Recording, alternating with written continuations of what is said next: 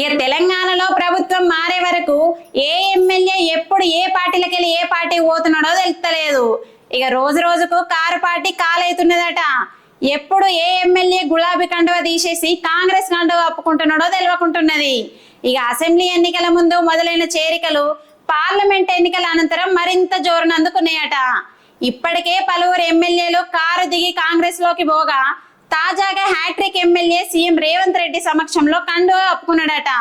ఇక ఇటీవలే కాంగ్రెస్ లో చేరిన బీఆర్ఎస్ ఎమ్మెల్యేలు పోచారం శ్రీనివాస్ రెడ్డి, సంజయ్ కుమార్, ఇక ఇప్పుడు చేవెళ్ళే ఎమ్మెల్యే కాళ యాదయ్య చేరిండట.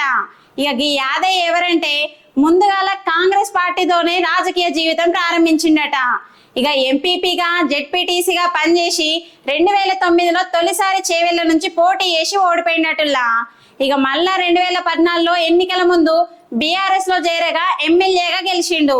2018, 2023లో కూడా బీఆర్ఎస్ తరపున గెలిచిండట. ఇక ఇప్పుడు కాంగ్రెస్ పార్టీ హవా ఉండే వరకు మళ్ళా తిరిగి కాంగ్రెస్ పార్టీలో చేరిండట. ఇక అట్లున్నారు మన నాయకులు మరి.